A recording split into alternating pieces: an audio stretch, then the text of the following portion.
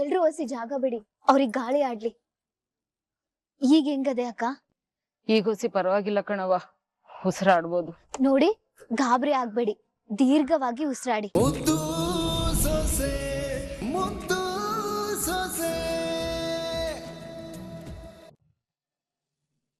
ನೋಡಿ, ಇದನ್ನ ಇಲ್ಲಿಗೆ ಬಿಟ್ಬಿಡಿ. ಇದೇನಾರ ಭದ್ರನ್ ಕಿವಿಗ್ ಬಿದ್ರೆ ಏನಾಗದೆ ಅಂತ ಯಾರಾದ್ರೂ ಒಬ್ರು ಯೋಚನೆ ಮಾಡಿದೀರಾ?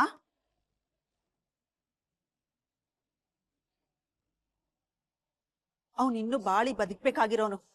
ಅವನೇನಾದ್ರೂ ಹೆಚ್ಚು ಕಡಿಮೆ ಮಾಡಿ ಜೈಲ್ ಸೇರ್ಕೊಂಡ್ರೆ ನಾವೆಲ್ಲ ನೆಮ್ಮದಿಯಾಗಿರಕ್ಕಾಗ್ತದೆ?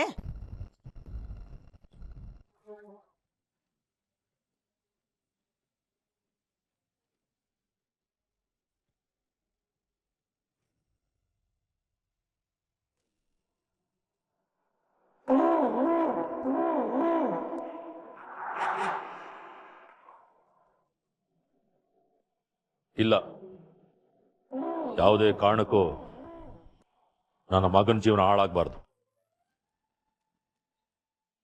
ಈ ವಿಷಯನೆಲ್ಲರೂ ಇಲ್ಲಿಗೆ ಬಿಟ್ಬಿಡಿ. ಅವಳು ಯಾವತ್ತೋ ನಮ್ಮ ಪಾಲಕ್ ಸತ್ತೋಗ್ಬಿಟ್ಟವಳೆ. ಅವಳು ನೆನಪುಗಳು ಇವತ್ತಿಗೆ ಕೊನೆ ಆಗ್ಬಿಡ್ಲಿ.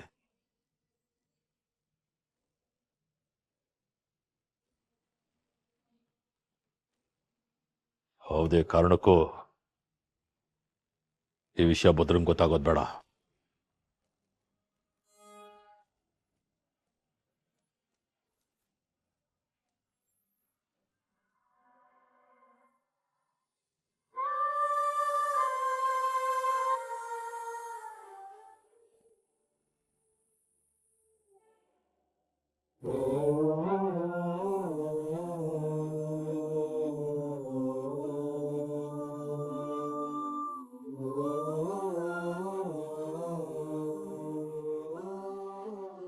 ವಿದ್ಯಾ, ಗಂಡನ್ ಮನೆಗೆ ಹೋಗ್ಬೇಕಾದ್ರೆ ನೀನ್ ಹಿಂಗ್ ಹತ್ಕೊಂಡ್ ನಿಂತ್ಕೊಂಡ್ರೆ ಹಳಿ ಅಂದ್ರೆ ಏನ್ ಅನ್ಕೊಳಕಿಲ್ಲ ಹೇಳು? ಯಾಕೋ ಅವ ನಿಮ್ಮೆಲ್ರೂ ಬಿಟ್ಟು ಹೋಗಕ್ಕೆ ಮನ್ಸೇ ಇಲ್ಲ. ದುಳ್ಳೆ ಕತೆ ಆಯ್ತಲ್ಲ ಇದ್ಯಾ. ಮದ್ವೆ ಆದ್ಮೇಲೆ ಅಪ್ಪನ ಮನೇಲೆ ಇರಕ್ಕಾಗತ್ತೆ?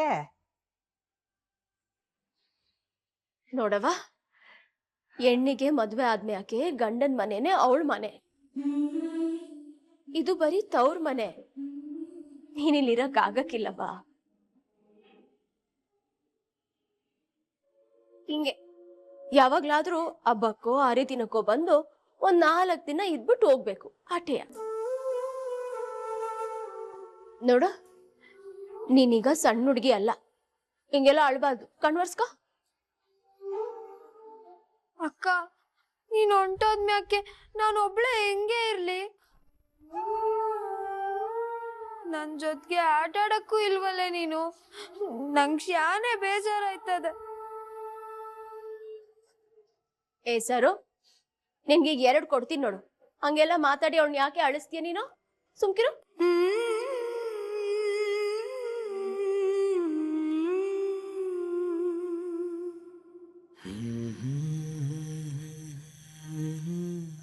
ಅದೇ ನಾವೀಗ ಬೈಕ್ನಾಗ ಹೋಯ್ತೀವಿ. ನಮ್ಮ ಬ್ಯಾಗ್ಗಳನ್ನೆಲ್ಲ ಕ್ವಾಟ್ಲೆ ಆಮ್ಯಾಗ ಬಂದು ತಗೊಂಡೋಯ್ತಾನೆ. ಸರಿ ಹೇಳಿ ಅಂದ್ರೆ ಏನಮ್ಮೆ, ನಮ್ಮ ಮಟ್ಟಿಗೆ ಹೋಗೋದು ಬೇಡ, ಇನ್ನೊಂದು ದಿನ ಇಲ್ಲೇ ಇದ್ಬಿಡೋಣ ಅನಿಸ್ತಿದ್ಯೆ? ಅಳಿ ಅಂದ್ರೆ ಹಂಗೆಲ್ಲ ಏನೂ ಇಲ್ಲ ಬಿಡಿ. ಅತ್ತೆ, ನಂಗೂ ಅರ್ಥ ಆಯ್ತದೆ. ಯಾವ ಹೆಣ್ಗೆ ಆದ್ರೂ ತವ್ರ ಮನೆಯಿಂದ ಗಂಡನ ಮನೆಗೆ ಹೋಗ್ಬೇಕಾದ್ರೆ ಸ್ಯಾನೆ ನೋವಾಯ್ತದೆ. ಲೇ ರತ್ನ, ಹಿಂಗ್ ಮಾತಾಡ್ತಾ ನಿಂತ್ಕೊಂಡ್ರೆ ಆದದೆ. ಮಳೆಗಾಲ, ಬಿರ್ನೆ ಕಲ್ಸ್ಕೊಡು. ಹ್ಞೂ ಅತ್ತೆ, ಮಳೆ ಯಾವಾಗ ಬರ್ತದೋ ಯಾವಾಗ ಹೋಯ್ತದೋ ಒಂದೂ ಗೊತ್ತಾಗಕ್ಕಿಲ್ಲ. ಯೋ ಬಿರ್ನೆ ಬಾರಯ್ಯ, ಟೈಮ್ ಆತದೆ. ಅಳಿಯಂದ್ರೆ ಎಲ್ಲಿ ನಿಮ್ ಕೈ ಕೊಡಿ. ಯಾಕೆ ಮಾವಯ್ಯ? ಕೊಡಿ ಹೇಳ್ತೀನಿ. ತಗೊಳ್ಳಿ. ಇದೆಲ್ಲ ಯಾಕೆ ತರಕ್ ಹೋದ್ರಿ ಮಾವಯ್ಯ?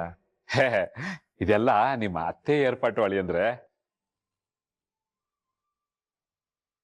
ಅತ್ತಮ್ಮ, ಏನಿದೆಲ್ಲ?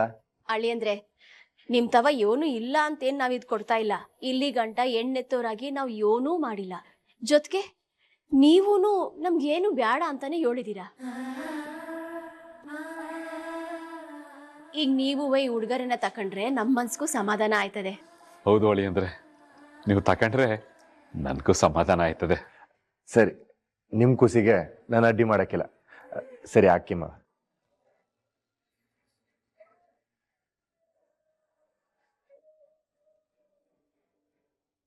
ಸರು, ಚೆನ್ನಾಗ್ ಕಾಣ್ತದ ಅಂತ ಕೇಳ್ತಿದ್ಯಲ್ಲ, ಹೆಂಗ್ ಕಾಣ್ತಾ ಇದೆ ನೋಡು. ಸಂದ ಕಾಣ್ತದಪ್ಪ.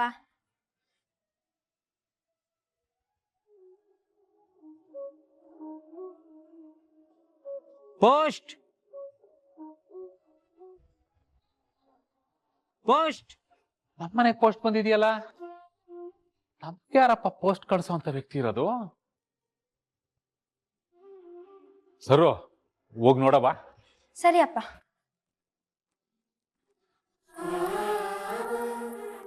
ಪೋಸ್ಟಾ? ಹೌದು ಮೇಡಮ್. ಯಾರಿಗೆ? ಭದ್ರೇಗೌಡ ಅನಾರಿ ಬಂದಿದೆ. ಭದ್ರೇಗೌಡ್ರ?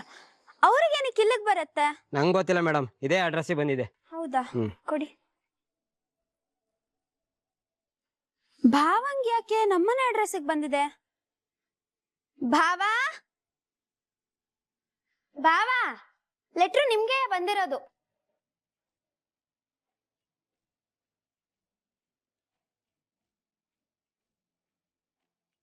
ಗೌಡ್ರೆ, ನಿಮ್ಗೆ ಯಾರಾದ್ರೂ ಲೆಟರ್ ಬರೆದ್ರೆ ಆ ಮನೆ ಅಡ್ರೆಸ್ ಕೊಡ್ಬೇಕು. ಈ ಮನೆ ಅಡ್ರೆಸ್ ಕೊಟ್ಟವ್ರೆ. ನನ್ಗೆ ನಮಗೆ ಗೊತ್ತು, ಈ ಲೆಟ್ರ್ ನೋಡಿದ್ರೆ ತಾನೇ ಗೊತ್ತಾಗೋದು. ನೋಡ್ತೀನಿ ತಡಿ.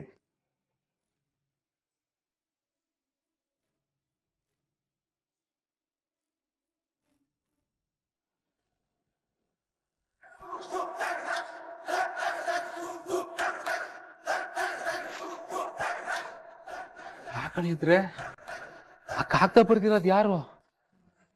ಅದ್ರಲ್ಲಿ ಏನಿದ್ದದು? ಪೊಲೀಸ್ರಿಗೆ ಫೋನ್ ಮಾಡಿ ನನ್ ಮದ್ವೆ ನಿಲ್ಲಂಗ್ ಮಾಡಿ ನಮ್ಮ ಅಪ್ಪಯ್ಯನ ಜೈಲಿಗೆ ಕಳಿಸ್ದವಳು ಯಾರು ಅಂತ ಈ ಪತ್ರದಾಗ ಬರ್ದದೆ.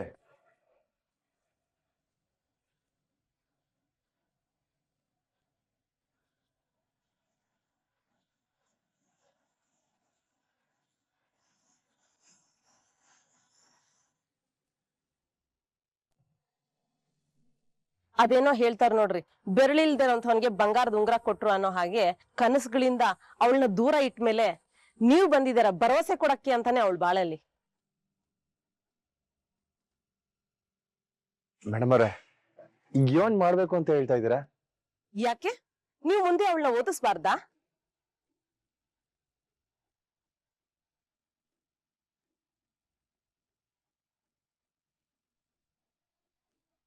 ವಿದ್ಯಾ ಚೆನ್ನಾಗ್ ಓದಿ ಒಬ್ಬ ದೊಡ್ಡ ಡಾಕ್ಟರ್ ಆಗ್ಬೇಕು ಅಂತ ಕನ್ಸು ಆಸೆ ಕಟ್ಕೊಂಡಿದ್ಲು. ನೀವ್ ಯಾಕೆ ಅವಳನ್ನ ಮುಂದೆ ಓದಿಸ್ಬಾರ್ದು?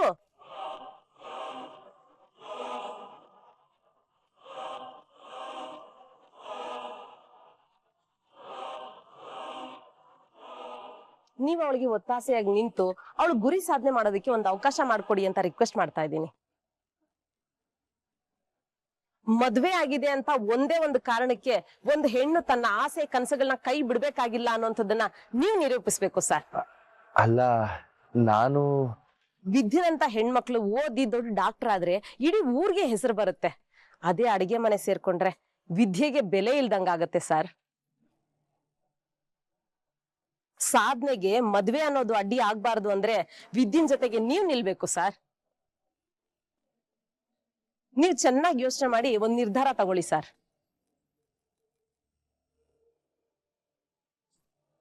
ಸರಿ ಸರ್, ನಾನ್ ಬರ್ತೀನಿ.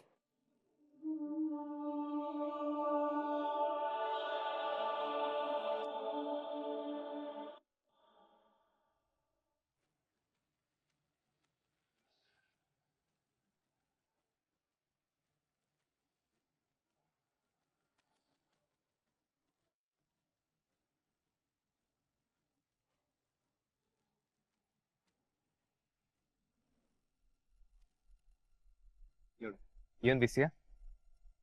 ನಿಂಗ್ ಯಾಕೋ ನನ್ ಮೇಲಿನ ಪಿರುತಿ ಕಡಿಮೆ ಆಗ್ಬಿಟ್ಟೈತೆ. ಯಾಕ್ ನನ್ನಿಂದ ದೂರ ಆಗ್ಬೇಕು ಅನ್ಕೋತಿದ್ಯಾ? ಕಿಣಿ, ನೀನ್ ನನ್ ಮ್ಯಾಗ ಅನುಮಾನ ಪಡ್ತಾ ಇದೀಯ? ಮೊದ್ಲೆಲ್ಲ ನಾನ್ ಫೋನ್ ಮಾಡೋದನ್ನೇ ಕಾಯ್ತಾ ಇದ್ದೆ. ನನ್ ಮುಖ ನೋಡ್ಬೇಕು ಅಂತ ಹತ್ತಿರದಿಂದ ಓಡೋಡ್ ಬತ್ತಿದ್ದೆ. ಆದ್ರೆ ಈಗ ನಾನ್ ಫೋನ್ ಮಾಡಿದ್ರುವೆ ನೆಟ್ಟಗ್ ಮಾತಾಡಕ್ಕಿಲ್ಲ. ನನ್ನ ನೋಡಕ್ಕಂತೂ ಬತ್ತಾನೇ ಇಲ್ಲ. ನಾನ್ ಬಲ್ವಂತ ಮಾಡಿದ್ರೆ ಬತ್ತಿ, ಬಂದ್ರುವೆ ಒಂದ್ 2 ನಿಮಿಷ ಕೋಪದಲ್ಲಿ ಮಾತಾಡ್ಕೊಂಡು ಹೊಟ್ಟೋಯ್ತೀಯ. ನಿನ್ ಮನ್ಸಲ್ಲಿ ಏನದೆ? ನನ್ ಯಾಕೆ ನೀನ್ ಅನುಮಾನ ಪಡ್ತಾ ಇದೆಯಾ? ಅನ್ಮ್ಯಾಕೆ ನನ್ ಬದುಕಿದ್ ಏನ್ ಪ್ರಯೋಜನ ಹೇಳು? ಇಲ್ಲ, ಈಗ್ಲೇ ಇಲ್ಲೇ ನಿನ್ ಕಣ್ಮುಂದೆನೆ ಸತ್ತೋಯ್ತೀನಿ. ಆಗ್ಲಾದ್ರೂ ನಿನ್ ಪ್ರೀತಿ ನಿಂಗೆ ಅರ್ಥ ಆಗ್ಬೋದು. ಸತ್ತೋಯ್ತೀನಿ ನಾನು. ಅಯ್ಯೋ ಬ್ಯಾಡ, ತಲೆ ನೋವಾಯ್ತದೆ.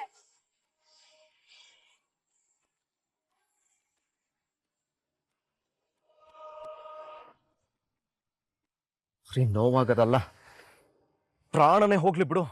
ನೀನೇ ನನ್ ಮ್ಯಾಕ್ ಅನುಮಾನ ಪಟ್ಟ ಮೇಲೆ ನಾನ್ ಯಾಕೆ ಬದುಕಿರ್ಬೇಕು? ಈ ಜೀವ ಯಾಕೆ ಬೇಕು ಹೇಳು? ನನ್ ಯಾಕೆ ಈಟೊಂದ್ ಪಿರುತಿ ಇಟ್ಕೊಂಡಿರೋನು ಮತ್ ಯಾಕೆ ಹಿಂಗೆಲ್ಲ ನಡ್ಕೋತಿದ್ದಿ?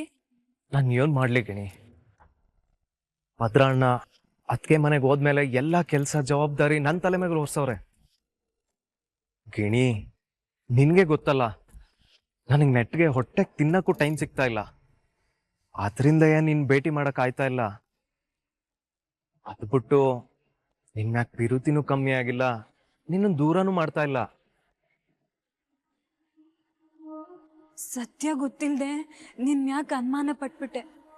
ಇನ್ಯಾವತ್ತೂ ಹಿಂಗ್ ಮಾಡಕ್ಕಿಲ್ಲ. ದಯವಿಟ್ಟು ನನ್ನ ಕ್ಷಮಿಸ್ಬಿಡು.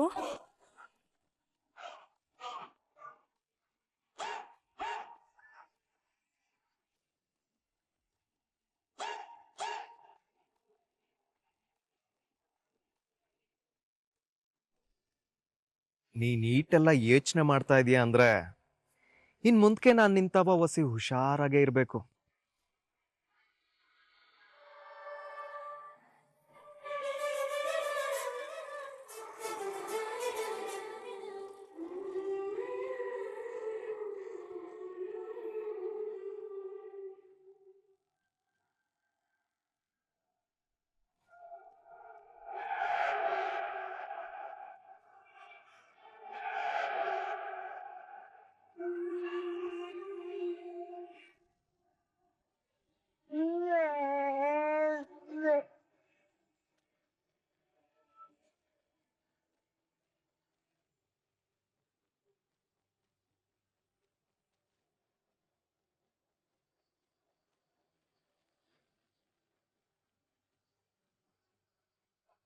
ಏನಾಯ್ತಕ್ಕ?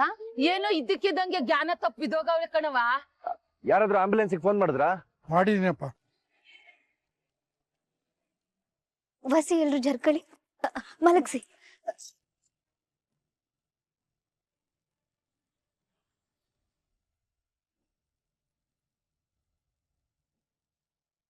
ಅಯ್ಯಯ್ಯೋ, ನಾಡಿ ಮಿಡಿತ ಕಮ್ಮಿ ಆಗೋಗದೆ. ಎಲ್ರು ಒಂಚೂರು ಜರ್ಕಳಿ ಆ ಕಡೆ.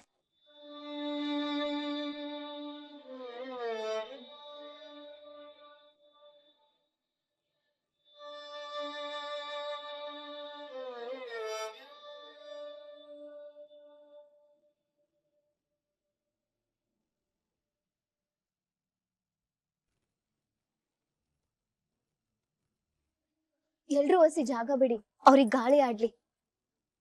ಈಗ ಹೆಂಗದೆ ಅಕ್ಕ? ಈಗ ಹೊಸಿ ಪರವಾಗಿಲ್ಲ ಕಣವ, ಉಸಿರಾಡ್ಬೋದು. ನೋಡಿ, ಗಾಬರಿ ಆಗ್ಬೇಡಿ, ದೀರ್ಘವಾಗಿ ಉಸಿರಾಡಿ.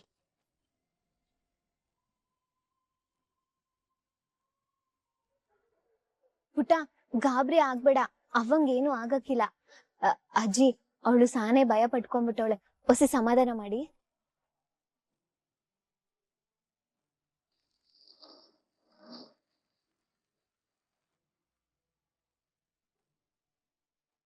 ಏನಾಯ್ತು?